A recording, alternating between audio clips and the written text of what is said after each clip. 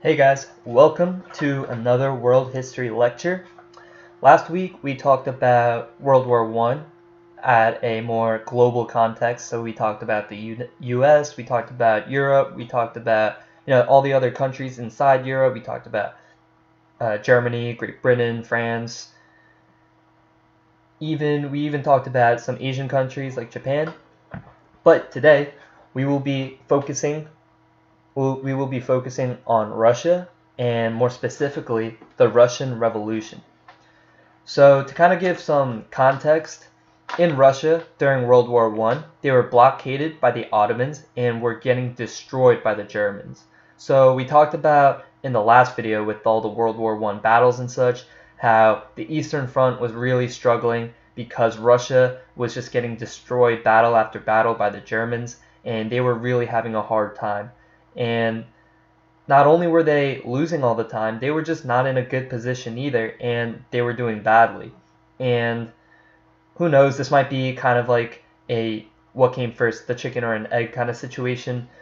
Are the Russians doing bad because they're losing so many battles, or are they doing badly because or are they losing so many battles because they are in a poor situation? And either way, it doesn't matter, because at the end of the day, the Russians are not in a good position. And this leads to a lot of anger and resentment, and they're really not doing well. They have not enough food to feed their soldiers, no food to feed their civilians either.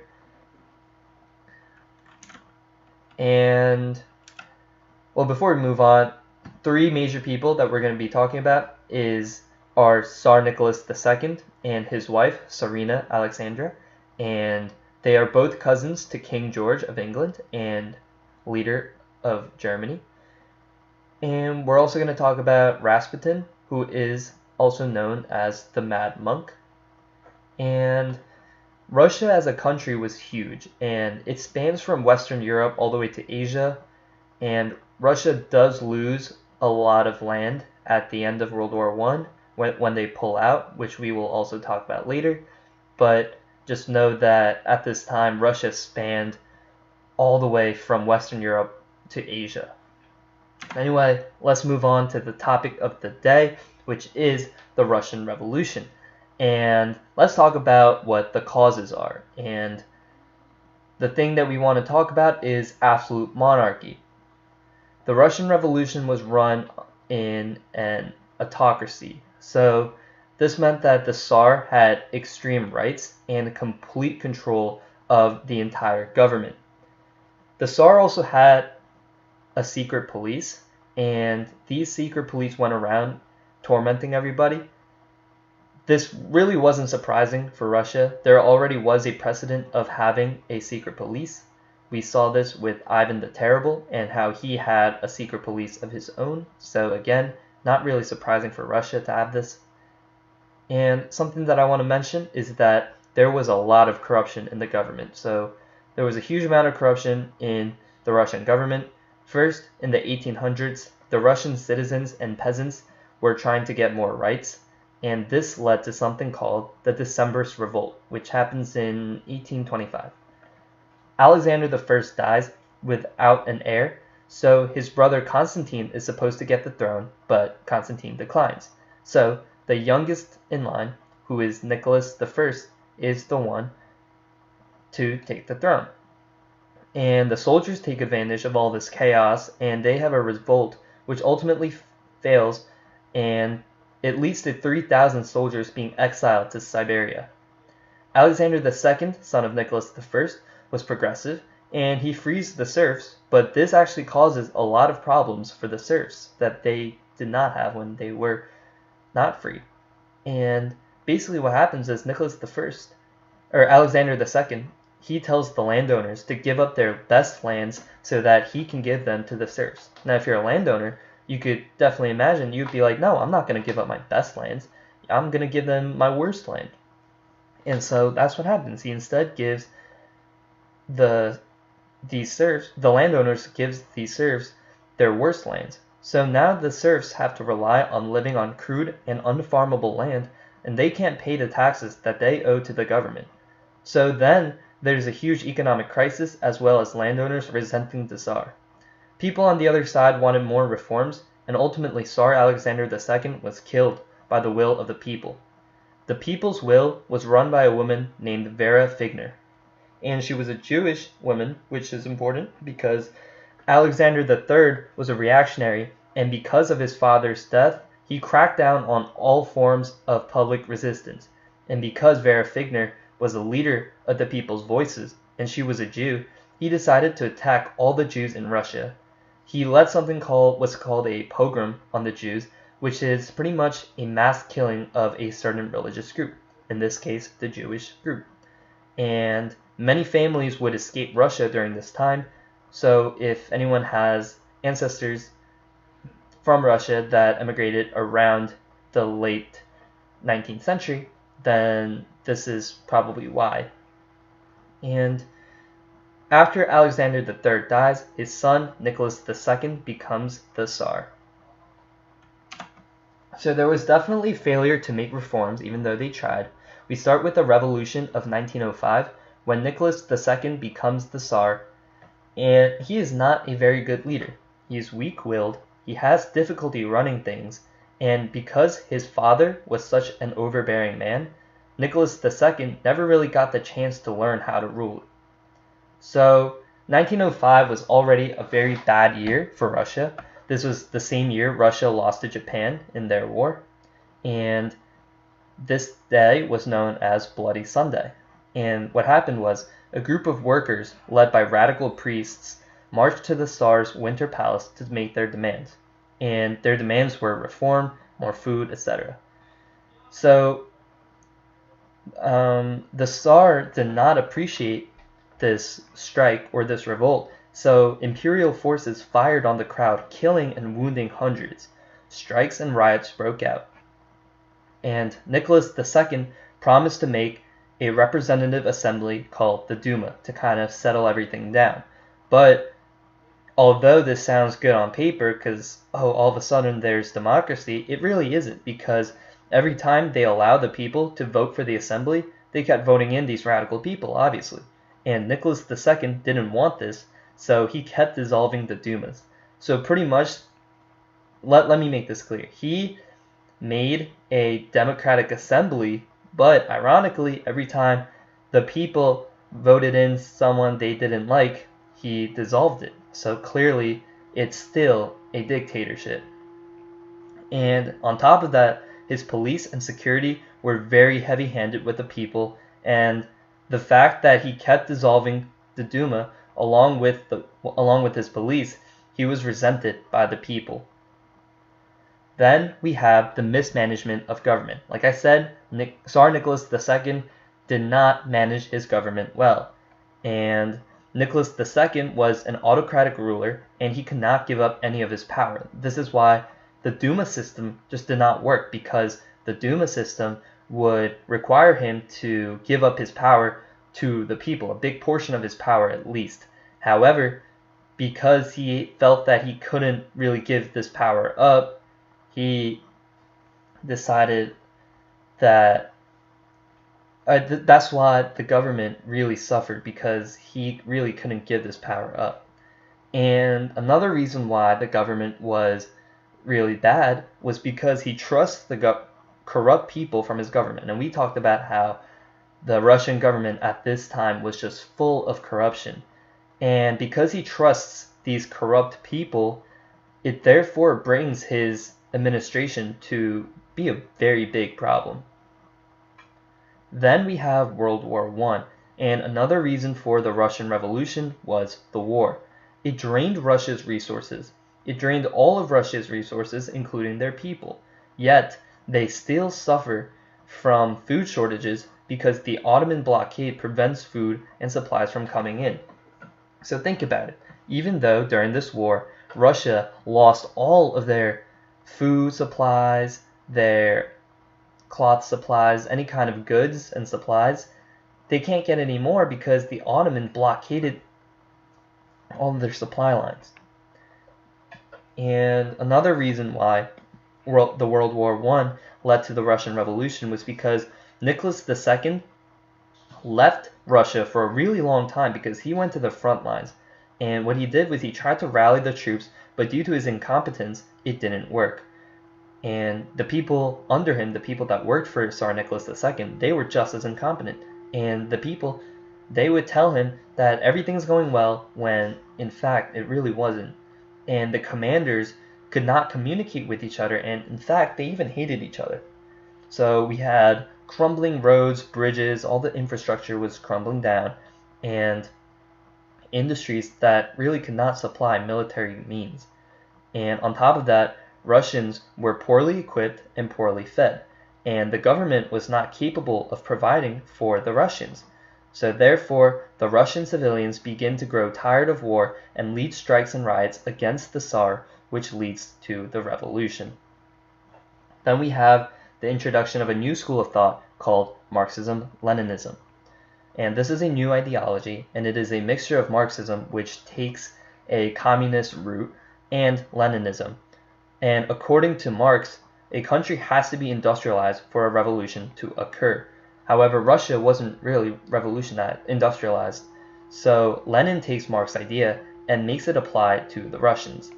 And let's talk about Lenin for a bit. So Lenin is the leader of the Bolsheviks, and he was very intelligent and he was forceful as well. And he definitely had a reason to hate the Tsar because his brother was executed by the police run by Tsar Nicholas II. And so he had all these radical ideas to overthrow the Tsar, and therefore he was kicked out of the country for his radical ideas. So for some backstory, he helped overthrow Nicholas II and founded the Soviet Union. He put the Russians into factories and treated them extremely poorly. Russian workers worked 11 hours a day and were the lowest paid workers out of all of Europe. Even Tsar Nicholas had put out some laws to try to help out the workers. But after Nicholas gave up his power, Lenin was still exiled in Switzerland. Therefore, the Duma formed a provisional government led by Alexander Kerensky, and that was an incompetent failure. The people decided to riot in response to the government failures, but Kerensky blamed Lenin and arrested and outlawed his Bolshevik party, which led to Lenin being exiled again. So the government pretty much collapsed in their own incompetence when they tried to stage a military coup, and because they were failing, they had to ask the Bolsheviks for help when it backfired. And after that, all Lenin had to do was return to Russia and come to power. However, the Bolsheviks executed many people without trial and murdered the Tsar's entire family, including his children. And they also killed many peasants and even their allies in the socialist parties. So clearly, Lenin wasn't some hero that overthrew an evil regime. He was pretty much someone who overthrew an oppressive evil regime and replaced it with another evil oppressive regime. So one good thing that Lenin was responsible for was the modernization of Russia at a larger scale. In just a few decades, it is true that Russia went from a broken monarchy to one of the most educated populations in the world with many scientific advancements, especially in space and whatnot. And some argue that these advancements were not anything that Lenin had done and were just advancements that would have occurred either way, Lenin or not. But at the end of the day, it was Lenin. Then we have Tsarina Alexandra. And while Tsar Nicholas II was away at the front during the war, he gave control to his wife. And Tsarina Alexandria, she got her information from a monk named Rasputin. And Rasputin had power in the family because of his ability to heal Alexei from hemophilia. And Alexei was the heir to the throne. And in case you guys don't know, hemophilia is a disease where people struggle with blood clotting, and this could be really dangerous. So Rasputin would use aspirin to heal his patients, and we later know that using aspirin is a really bad idea to heal hemophilia because aspirin thins blood, and that's not what you want to do to a patient with hemophilia. But he does do it, and it actually works. He was able to heal Alexei, and he wasn't really well liked by the people because they thought that he was controlling the Tsar's family. And on top of that, Tsarina Alexandra, she was a German, so the people think that she is conspiring against Russia. Eventually, Rasputin does become assassinated. And you know what? Let's talk about Rasputin a little bit. So he was born in Siberia to a peasant family, and he converted to the Russian church in the 1890s. He was inspired by the monks that wandered endlessly, and he spent years on pilgrimages on Russia. Now, Rasputin won favor with the imperial family of Russia, as we said, and in November 1905 he was introduced to Tsar Nicholas II. And after treating Alexei, who we said was the heir to the throne, the Tsar and his family believed that Rasputin had these supernatural powers. The other people, like we said, thought he was corrupting the royal family, and so they assassinated Rasputin. And something interesting is that Rasputin actually left a prophecy, and the prophecy said that if Rasputin were to ever die or to be betrayed, the royal family would die as well within the year. And they did.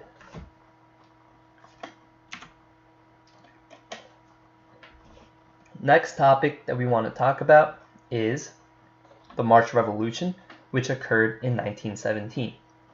So during this revolution, factory workers went on a strike, and this occurred in the winter, March, which is pretty much the winter, and there was no food, so especially during the winter, there was no food, so the entire population were hungry and angry, and the workers in St. Petersburg went on a strike, and they demanded a 50% wage increase so that they could buy food.